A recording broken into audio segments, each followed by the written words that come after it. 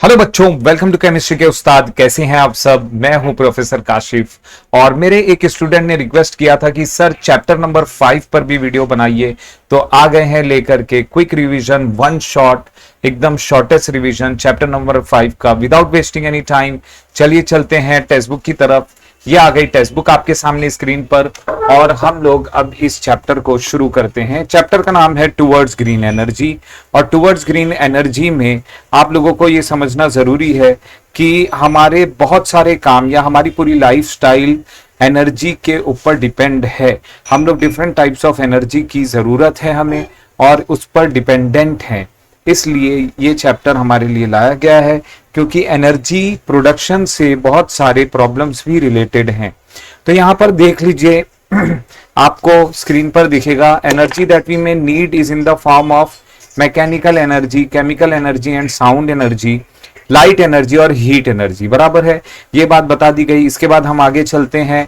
Energy can neither be created nor be destroyed, लेकिन खाली एक चीज है कि energy can be converted from one form to another. इतना आपको पता होना चाहिए। अब हम आ जाते हैं आगे, जनरेशन ऑफ इलेक्ट्रिकल एनर्जी। आपने साइंस 1 में जनरेटर पढ़ा है, वही चीज यहां पर यूज होने वाली है। प्रिंसिपल ऑफ इलेक्ट्रोमैग्नेटिक इंडक्शन, जिसको इन्वेंट किया था माइकल फैराडे ने। और माइकल फैराडे ने यह बताया कि whenever magnetic field around a conductor changes, a potential difference is generated across the conductor. इसका मतलब क्या है कि कभी भी किसी के कंडक्टर के आसपास मैग्नेटिक फील्ड में बदलाव आएगा तो कंडक्टर के अंदर पोटेंशियल डिफरेंस जनरेट होगा। और इसके दो तरीके हैं, टू वेज हैं। पहला तरीका यह है कि if a conductor is stationary and magnet is rotating, conductor रुका हुआ है लेकिन मैग्नेट मूव कर रहा है, तो भी इसके अंदर पोटेंशियल डिफरेंस जनरेट होगा। बराबर, the field around the conductor changes.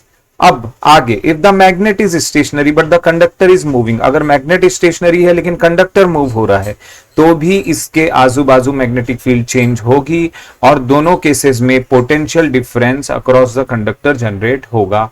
ये आपको जानना जरूरी है, इसके ऊपर कोई भी क्वेश्चन आ सकता है कल। आगे चलते हैं, यहां पर टरबाइन्स के ऊपर क्वेश्चन आ सकता है। टरबाइन क्या होता है, तो पहले ये समझ लीजिए कि जनरेटर हमने देखा है साइंस 1 में। जनरेटर को घुमाने के लिए या उसके अंदर का कॉइल घुमाने के लिए रोटेटिंग इलेक्ट्रिक मैग्नेट, तो यहां पर ये वाले जनरेटर में आप देखेंगे कि कॉइल जो है वो स्टेशनरी है, साइड साइड में है, और सेंटर में है एक्सेल, और इस एक्सेल को जुड़ा है मैग्नेट यहां पर और यहां पर, तो दोनों बाजू मैग्नेट जुड़ा है। और ये मैग्नेट जो है घूम रहा है, तो इस मैग्नेट को घुमाने के लिए हमें कुछ टेक्निक चाहिए, और उसको सॉल्व करता है हमारा टरबाइन। तो टरबाइन जरूरत के हिसाब से लगा दिया जाता है।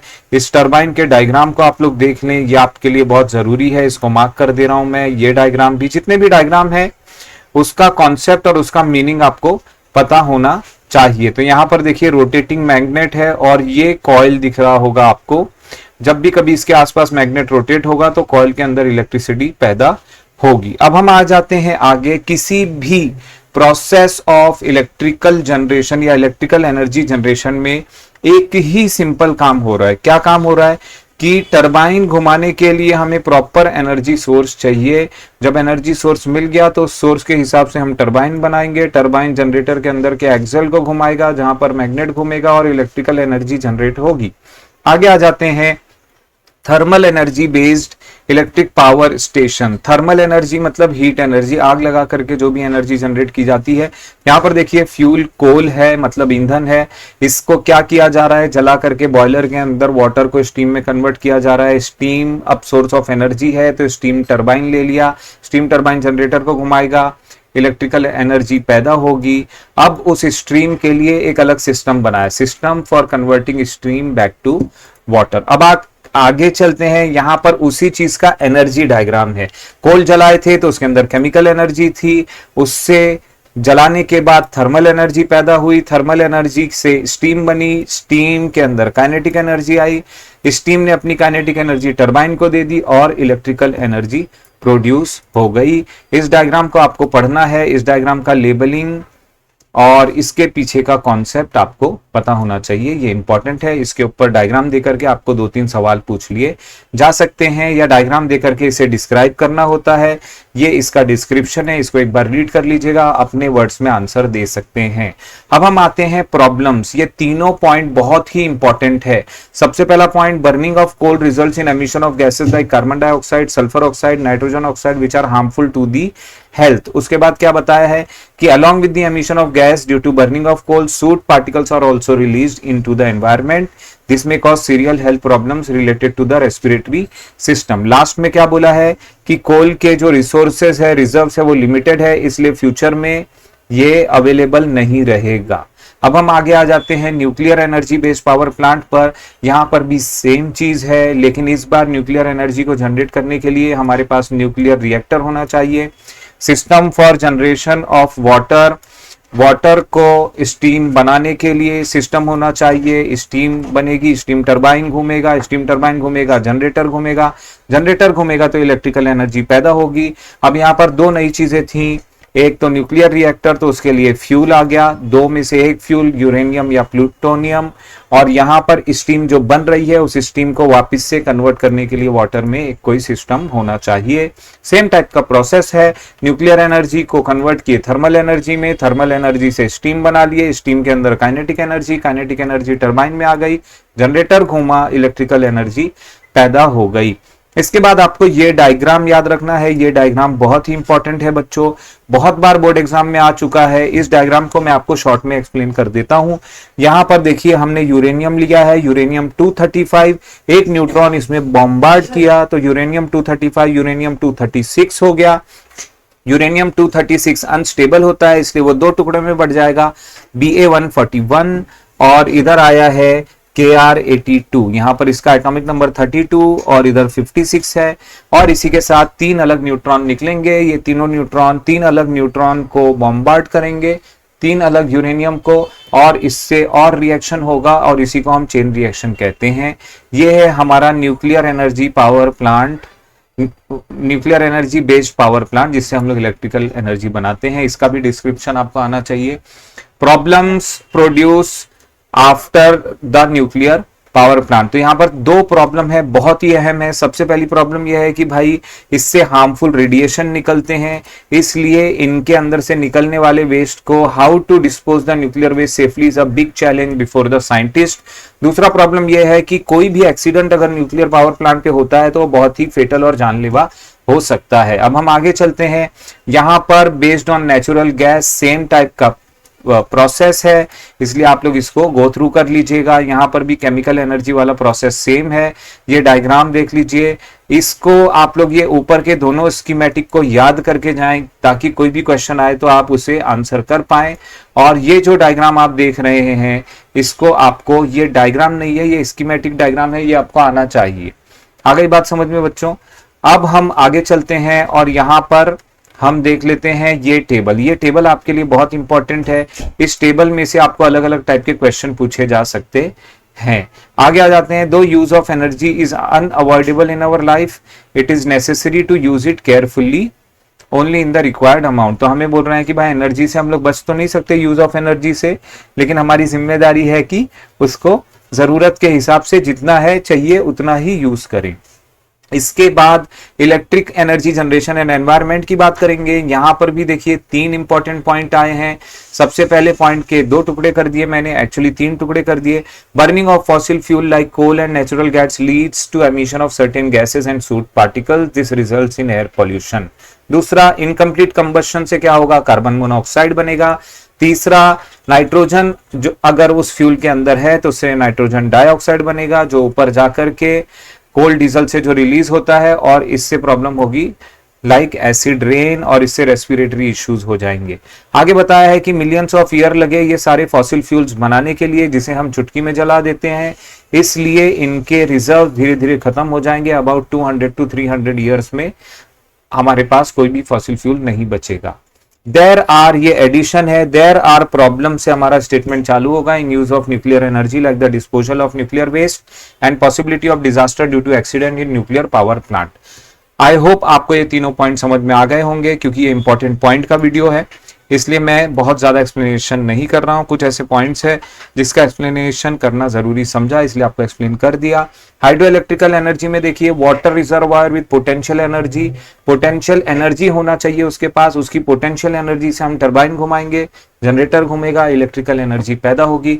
अब उसी चीज का एनर्जी डायग्राम, तो वाटर के अंदर पोटेंशियल एनर्जी थी, फ्लोइंग वाटर आया, पानी जब बहने लगा तो काइनेटिक एनर्जी में बदल गई, वो काइनेटिक एनर्जी टरबाइन में आ गई, टरबाइन से जनरेटर घूम गया और इलेक्ट्रिकल एनर्जी पैदा हो गई। ये डायग्राम देकर के आपको क्वेश्चन पूछा जा सकता है। तो इस डायग्राम में आपको देखना है कि यहाँ पर पॉइंट ए, बी और सी है। पॉइंट ए देखिए सबसे ऊपर है, उसके बाद बी है, उसके बाद सी है। तो सी के लेवल पर ये अपना टरबाइन है और बी से पानी छूट रहा है, तो पानी ऐसा स्लोप में आ रहा है।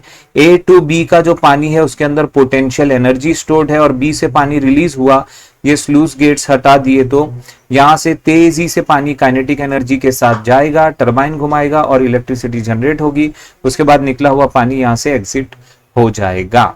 अब हम आगे आ जाते हैं प्रॉब्लम्स और एडवांटेजेस और disadvantages of hydro electric power plant. यहां पर सबसे इंपॉर्टेंट बात यह है कि भाई कोई फ्यूल जलाया नहीं जाता है, इस वजह से यहां पर एयर पॉल्यूशन नहीं होता। लेकिन अगर हम बात करें if there is sufficient water storage, तो पानी धीरे धीरे खत्म होते जाता है, लेकिन अगले बारिश के सीजन में वापस से उसे रिप्लेनिश किया जा सकता है। और अगर हमारे पास जितना चाहिए उतना पानी है तो हम जितना चाहिए उतना इलेक्ट्रिसिटी भी जनरेट कर सकते हैं। अब यहाँ आ जाते हैं, जो पानी डैम बनाने की वजह से रोका जाता है उसकी वजह से बहुत सारे विलेज और टाउन सबमर्ज हो जाते हैं, मतलब डूब जाते हैं, तो वहाँ की पॉपुलेशन को हटा करके दूसरी जगह रिहेबिलिटेट किया जाता है और डैमेज करता है वो फॉरेस्ट को और दूसरे एनिमल्स के इकोसिस्टम को। The obstruction of flow of river में have adverse effect on living world, तो लिविंग वर्ल्ड के ऊपर एडवर्स इफेक्ट क्रिएट कर सकता है। उसके बाद इसी तरीके का हम लोग विंड एनर्जी में देखेंगे। हाँ, ये टेबल आपके लिए काफी इंपॉर्टेंट है, इसके प्लेसेस को पढ़ लीजिएगा। ऑब्जेक्टिव्स में सवाल आते हैं जैसे कि तहरी उत्तराखंड, कोयना महाराष्ट्र, श्री साइलम आंध्र प्रदेश, नाथपा जकरी हिमाचल प्रदेश। ये जो बड़ी बड़ी वैल्यूज हैं ये आपसे याद रखने की उम्मीद नहीं की जाती है, नाम आपको याद रखना है। आगे आ जाते हैं, सेम टाइप का देखिए, टरबाइन घुमाने के लिए इस बार हम लोग विंड को यूज कर रहे हैं, तो विंड विद रिक्वायर्ड वेलोसिटी, फिर उसके बाद wind turbine, electrical energy, sorry wind turbine क्या घुमाएगा, जनरेटर, और फिर आ जाएगा इलेक्ट्रिकल एनर्जी। ऑलराइट, सेम तरीके से आप देखिए एनर्जी डायग्राम में काइनेटिक एनर्जी जो विंड में होती है वही काइनेटिक एनर्जी टरबाइन को मिल गई और इलेक्ट्रिकल एनर्जी जनरेट हो गई। यहाँ पर एक पॉइंट है जो ऑब्जेक्टिव के हिसाब से बहुत इंपॉर्टेंट है कि 1 किलोवाट से 7 मेगावाट तक के हमारे पास विंड टरबाइंस अवेलेबल हैं। यहाँ पर विंड वेलोसिटी जहां जहां हाई होगी वहां पर हम लोग विंड टरबाइन को यूज कर सकते हैं, लेकिन हर जगह ये अवेलेबल नहीं होती।